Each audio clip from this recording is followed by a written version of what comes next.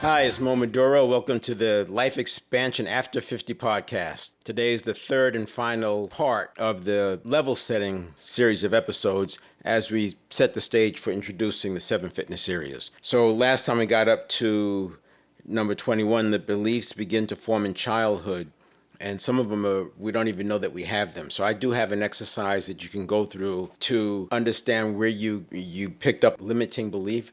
So one of the ways that you can change a belief is to understand how you got it. And the same way in a courtroom, they will try to discredit the witnesses. In this case, what you're doing is looking for references that are not valid. You may have gotten a belief from an uncle who was just joking around and, he's just cutting up. And he didn't realize that you were picking up a belief based on what he was saying, or it could have been an on or whatever. I have an exercise that you can go through and you can see where this belief came from. Where's the first time that you actually had this belief? And then you get to make a conscious decision. Do you want to keep that belief? I've done this, and sometimes it instantly the belief just drops away.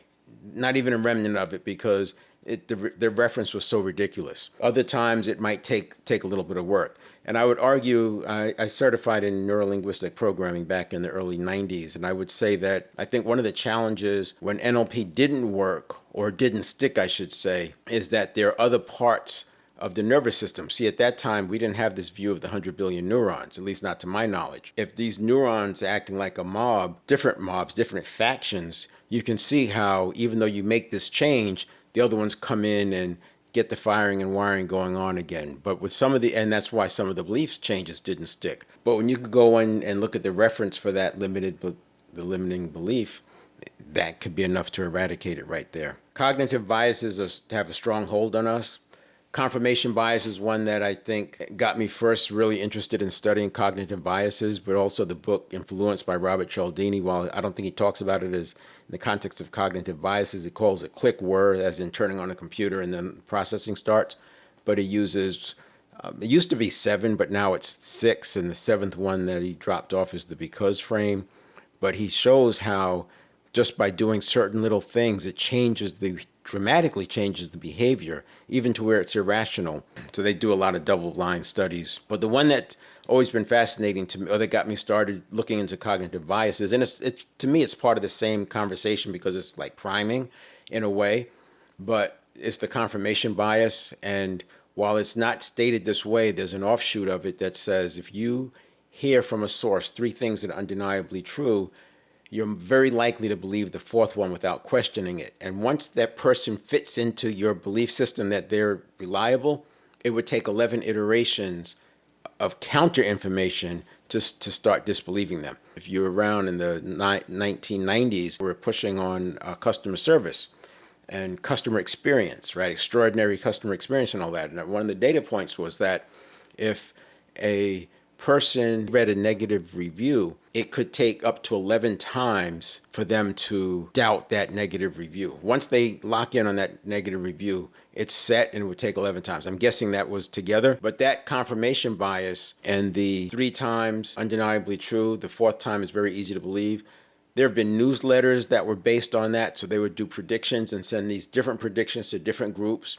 And whichever group got the right prediction, they would send them another set of predictions. And whichever group got the right predictions, then they would double down. And that's the group that they would make this huge offer to at a high dollar cost, because they've seen 3 predictions come out 100% right. They didn't know that it was just a random sampling thing, and they just kept doubling down on the ones that were correct. But it's also why conspiracy theories, you've seen some otherwise intelligent people get roped into some crazy conspiracy theories, and it's still happening in the US. You wonder, how do they even get there? But it's because they've decided to believe the source and they just can't question it. And also, there's some other ones in there too, like consistency and the commitment. Those biases come into play as well. But the confirmation bias, the point is cognitive biases have a very strong hold on us. Marketers and advertisers have used cognitive biases to their benefit. Be making a mistake if you didn't think artificial intelligence was going to do more of the same. So you're going to see more and more ads, more and more reminders of how bad everything is, because that's the tenet of ad copy. You find some pain points and you stir it up and make it look scarier, and that makes the person want to buy. So cognitive biases, do you agree, disagree, unsure? And you can do some searches. I'll go through some of the ones that I think are more detrimental to success in this context, life transformation, information above the line. One of them that comes to mind is it's in the willpower context, but it's called the planning fallacy. And we tend to overestimate what we're going to be able to do next week. Even in the face of this week not getting it done, we still overestimate what we're going to be able to accomplish next week to get back on track. And it's a real belief that and then they just discount all the obstacles. It's like next week is not going to have any obstacles. And it's called the planning fallacy. So you want to learn to discount certain things and see these cognitive biases for what they are, so you're not falling into the trap. Kind of talked about it, but priming is real, and what happens before you are presented with a stimuli can impact your choice before you know it. I know I've said this in one of the other episodes, but they tested women, and they had some Asian women, and on one test, they would ask them what their gender was, and on another test, they would ask them what their ethnicity was, and then on another test, they didn't ask any question at all. And what they found out, because this is the stereotype that women are not as good in math as men, and that Asians are better in math than other ethnicities, those two priming effects actually changed the results of the exam. So when they had to answer the gender question, they did poorer on the math, and when they had to answer the ethnicity question, they did better on the math than the others, the peers. It's really fascinating, and I also probably shared the one because the two that get me is if somebody has a cup of liquid in their hand, they are more compassionate when they hear stories or they're interacting with other people. When they have a cold glass in their hand, then they're less compassionate. It's like it's not even connected. And those are peer-reviewed studies, so other scientists were able to get the same results. You're not your behavior, but your behavior makes up your personality. I do think it's important to recognize we're not our behavior, but it's kind of funny that we say these things because on the one hand, we say that 95% of everything we do is done by habit.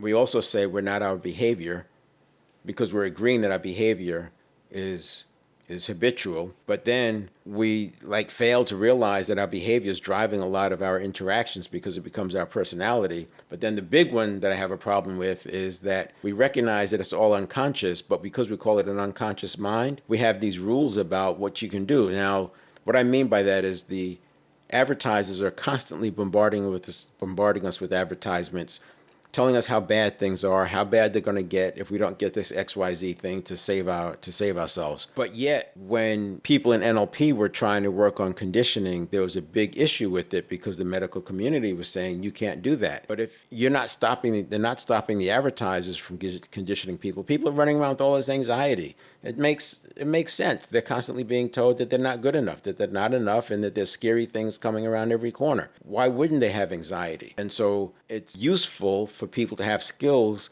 to proactively condition themselves the other way. Number 25. If the brain can change and associations are always happening, we're being conditioned throughout our lives. If we're not taking charge of the conditioning, then we're leaving it to the environment. So that's sort of an offshoot of the one I just read. And again, we're asking ourselves, do we agree? Yes. Do we disagree, or are we unsure? Depending on where you're coming out, I'm leaving the comment sections open on these. If you go to 7 Fitness Areas, that's with the digit, 7fitnessareas.substack.com, and find the podcast. This one's going to be number 17. Then you'll be able to make comments or questions, and then I'll address those in a subsequent episode. Basic advertisement copy says highlight a pain and amplify it. I already covered that. So number 27, if you repeatedly hear something negative over and over and over, you're going to build up a strong neural pathway. So just like I said, myelin helps the neurons fire faster, stronger, with more precision and better timing. So does the negative. So if we're constantly being bombarded with negative, those negative feelings, that anxiety is ready to kick in at any moment. So anything can trigger it, and you're on a hair's edge. That's why sometimes when people get so raw, everything is bothersome to them. And so we've got to get a buffer between the conscious and the unconscious mind. So the myelin, unfortunately, it works both ways. Placebos work sometimes almost as well as the actual drug. And there's also a thing called the nocebo.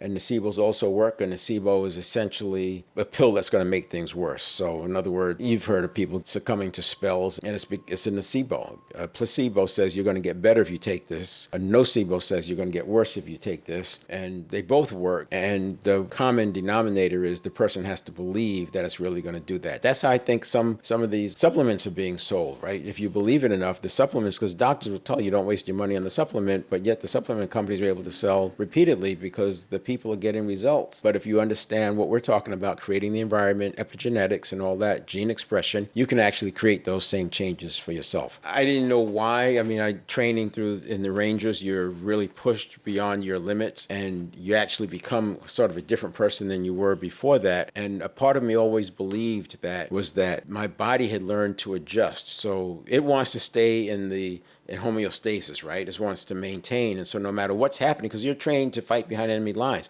adverse environments, it always adjusts. And that was what I came up with as to why supplements didn't work. They might work for a few days, but then, because I would test all this stuff and then it would fall off. I wouldn't see any results from it. Other people swore by them. For whatever reason, what I see now is maybe because I was testing it, I didn't actually believe it. So the belief was not there, and that could be why it didn't work. And it's probably what the case was. If I was testing it, the jury was still out. I had not just 100% bought, hook, line, and sinker. So, and I did test. I test everything. It's just my nature. Things like anxiety and fear can trigger both ways. So we know this, that anxiety creates short breathing. Short breathing can create anxiety. Sadness creates a down physiology, but a downward physiology can also generate sadness. So the firing goes together and back and forth. And if you think about it from 11 million bits per second in terms of processing speed, that's every second, 11 million bits, that's a ton. You got 100 billion neurons firing and wiring. You can understand they're going both ways. There's no time to think about it. There's no time. That's why we say the subconscious is stupid, right? It's just rolling out the associations.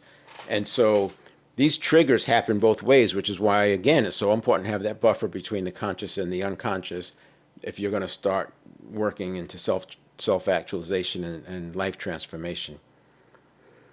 And then by definition, I did cover this one. Breakthroughs are breaks from the past, conventional thinking, and therefore it makes sense that before a breakthrough, you'll feel uneasy. I call it cognitive dissonance, and it's directly related to rising above the line. It's directly related to life transformation because these things are all scary. Above the line is all unfamiliar, scary to the unconscious, but you're still going through anyway. I'll do an exercise where we actually can see how false evidence appearing real, fear, and just how false it can be, but how it can make your palms sweat. I mean, I've done quite a few phobia cures, and anybody who has a phobia, you just mention the word and you'll see their palms sweat up and all that. That phobia cure helped me to see a lot of what I can now understand in the context of these things that I've been writing, giving you here. But again, everything I gave you is backed up by research. I was giving you some book. The priming one is Before You Know It by John Bargh, Bargh. It's a good one. But I'll start putting books in the bibliography. By the way, I certified as a neurochange method practitioner. I didn't go that route to be a practitioner. I wanted to be able to understand all that was going on, and this is a culmination of that. I now understand, and I can speak to the woo-woo gap, which is what we're going to be talking about next. We're going to actually break down the woo-woo gap. All right, we'll see you next time.